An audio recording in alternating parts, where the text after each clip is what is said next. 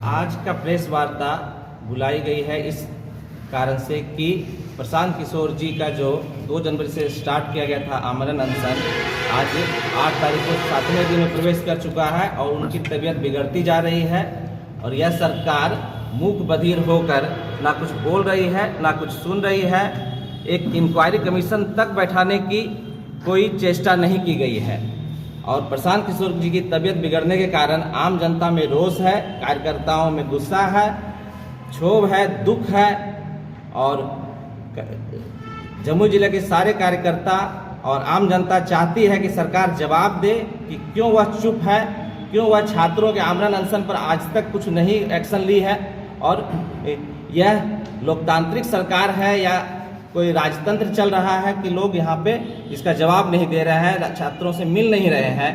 पहले कहा गया कि छात्र हमसे आके मिले नहीं, तो छात्रों ने जाके चीफ सेक्रेटरी से मिला, उनका एक डेलीगेशन जाके उनसे भेंट वार्ता की, लेकिन आज तक सरकार से जवाब नहीं मिला है कि उन्होंने उस पर क्या एक्शन लिया है। और तथाकथित रूप से 1000 करोड़ की डील हुई है जिसमें कि सारे पद बेच दिए गए हैं। क्या यह सच है, क्या यह झूठ है? सरकार इस पर जवाब दे। सरकार जो चला रहे हैं, सरकार के मुखिया और उनके इर्द गिर्द जो बड़े बड़े अफसर हैं, उनको इस पर आगे आकर जवाब देना चाहिए कि क्या ये जो रिपोर्ट आ रही है वो सच है, झूठ है, उस पर आपको जवाब देना पड़ेगा। अगर प्रशांत किशोर जी की तबीयत खराब होती है तो यह अच्छी बात नहीं है। मुख्य मांग क्या है? प्रशांत किशोर अब धरना पर है, क्या मांग है? सरकार कह रही है कि जिस जगह पे, जिस सेंटर पे परीक्षा खराब हुआ था उस फिर से एग्जाम ले लिया गया है। सिर्फ एक सेंटर पर परीक्षा अगर पुनर्एग्जाम लिया गया, पुनर्परीक्षा ली गई है, तो फिर तो इसमें दोनों प्रश्न पत्र अलग अलग लेवल के हो जाएंगे। तो फिर वो जो राइट ऑफ इक्वालिटी होती है उसमें उसका उल्लंघन है, राइट ऑफ इक्वालिटी। और पुनर्परीक्षा अगर एक सेंटर पे आप लिए हैं, यह इटसेल्फ साबित करता है कि परीक्षा में गड़बड़ी हुई है। तो पूरे परीक्षा को पुनः आयोजित किया जाए, ये सबसे बड़ी मांग है। और उसके अलावा 5 सूत्रीय मांग को लेकर हम लोग आगे बढ़ रहे हैं। कल भी इसको लेकर पुतला दहन किया गया, उनके स्वास्थ्य को लेकर हवन पूजा किया गया। उसके बावजूद जो इस तरह से जो बीपीएससी हैं छात्र, उनके साथ लगातार अनवरण पर हैं जन स्वराज के मुखिया प्रशांत किशोर। तो जिस तरह से बर्बरता की गई उसके बावजूद भी वह अनशन पर बैठने के लिए तैयार हैं, साथ में एडमिट भी हो गए थे। तो ऐसे में क्या लगता है, क्या बिहार को जताना चाहते हैं, क्या दिखाना चाहते हैं? क्योंकि सभी लोग कह रहे हैं कि अभी तो ये बीपीएससी का मामला है, अभी चुनाव का माहौल है, इसीलिए ये सब कुछ कर रहे हैं। विपक्ष का कहना है?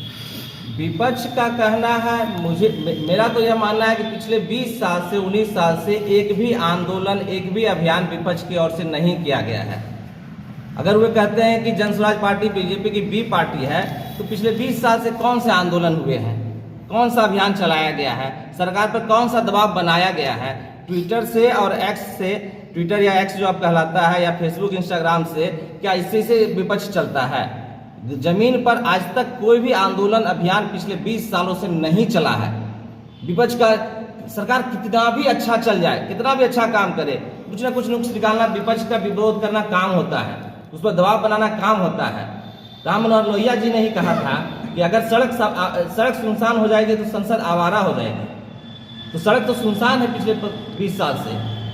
अगर मान भी लेते हैं कि नीतीश जी ने बहुत अच्छा काम किया है, फिर भी विपक्ष का अपना काम तो नहीं है। सिर्फ वो, अगर प्रशांत किशोर जी छात्रों के साथ खड़े हुए हैं, आज आमरण अनशन पर हैं, तो विपक्ष क्या कर रहा था? पहले दिन से तो प्रशांत किशोर जी भी आंदोलन में नहीं शामिल थे, 8 दिन के बाद वो शामिल हुए हैं। उसका पहले छात्र संसद का आयोजन किया, वहाँ पर छात्रों से मुलाकात किया, उस दिन ही विपक्ष के लोग आ जाते। सिर्फ एक बार जाकर मिल लेना और उनसे बात कर लेना और ट्विटर पर पोस्ट कर देना, क्या सिर्फ यही विपक्ष का काम है? बिहार पब्लिक सर्विस कमीशन जिस तरह से अभी छात्र आंदोलन कर रहे हैं, उसी को लेकर प्रशांत किशोर क्यों मुद्दा बनाए हुए हैं, जबकि बिहार में कई ऐसा मुद्दा है जिसको लेकर आवाज बना सकते थे खुद को? Injustice to one person is injustice to everyone. अगर एक छात्र के साथ भी अन्याय होता है तो वो सबके साथ अन्याय है। और वहाँ पे सैकड़ों छात्र जमा थे, आमरण अनशन पर थे और उनकी बात नहीं सुनी जा रही थी। और जहाँ तक मैंने भी देखा है कि डेली बेसिस पे पत्रकार प्रशांत किशोर जी से पूछ रहे थे कि आप छात्रों को पेपर लीक पे क्या बोल रहे हैं, आप पेपर लीक पे क्या बोल रहे हैं। लास्ट में उन्हें लगा जबकि कोई भी व्यक्ति छात्रों के मुद्दे पर नहीं बोल रहा है, उसको प्रभावी ढंग से नहीं उठा रहा है, उसके बाद प्रशांत किशोर जी ने छात्र संसद का आयोजन किया और उसमें छात्रों के राय से आगे बढ़े। उन्होंने ये नहीं कहा कि मैं खुद ये करूंगा, खुद वो करूंगा। आप एक तरफा बात बोल रहे हैं कि जनसुराज के जो मुखिया हैं प्रशांत किशोर, वही इस मुद्दे को उठा रहे हैं, जबकि बीजेपी और कांग्रेस और वीआईपी कई ऐसे बड़े नेता आरजेडी के भी लोग जो हैं वो बीपीएससी छात्र के साथ मौजूद हैं। सड़क पर कहाँ दिख रहे हैं विपक्ष के लोग? विपक्ष के लोग बिजी हैं जनसुराज का अपोज करने में।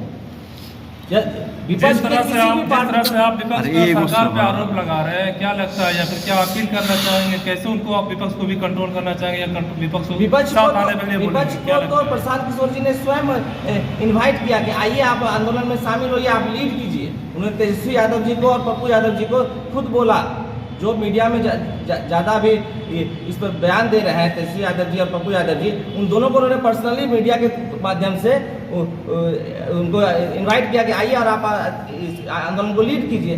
प्रशांत किशोर छात्रों के मुद्दे को उठाना चाह रहे हैं। सर, प्रशांत किशोर को लेकर जदयू के एक बड़े नेता हैं नीरज कुमार बबलू ने एक सवाल खड़ा किया है, कहा है कि प्रशांत किशोर जी को जमानत तो मिल गई, लेकिन प्रशांत किशोर जी कानूनी जुर्म किए, अपना जो उन्होंने कांड किया था वो छुपाने का काम किया है। देखिए, बिहार में लोकतांत्रिक सरकार होते हुए भी अलोकतांत्रिक तरीके से काम चलता है। यहाँ पे कभी भी धरना प्रदर्शन, शांतिपूर्ण धरना प्रदर्शन के लिए हम लोग मांग करते हैं। कल जम्मू में भी हम लोग ने मांग किया था, लेकिन उसकी अनुमति नहीं मिली। अब मैं मीडिया के लोगों से पूछना चाहता हूँ कि उसकी अनुमति क्यों नहीं मिलती है? अब अनुमति आज मांगेंगे, आप 1 महीना बाद दीजिएगा। शांतिपूर्ण प्रदर्शन में अनुमति देने में देर क्यों किया जाता है, क्यों नहीं दिया जाता है? हमारे सवाल का जवाब नहीं हुआ। प्रशांत किशोर ने अपने साक्ष्य को छुपाने का प्रयास किया जमानत से पहले, जो तीसरे नंबर कॉलम पे उनको दर्शाना चाहिए था। आप कह रहे हो कानूनी जुर्म है, नैतिकता। अगर उन्होंने साक्ष्य को छुपाने का प्रयास किया तो बिना कंडीशनल बेल क्यों मिल गई? जज साहब को नहीं पता था? जज साहब ने बिना अनकंडीशनल बेल दिया है उन्हें। बल्कि ये तो समझिए कि पहली बार हम लोगों ने देखा है कि आपने कॉलम में नहीं लिखा, अपने जो आपराधिक इतिहास है उसको आपने नहीं चढ़ाया। आप कहा जा रहा है कि इस मामले पे भी प्रशांत किशोर जी ने कोई साक्ष्य मेरे हिसाब से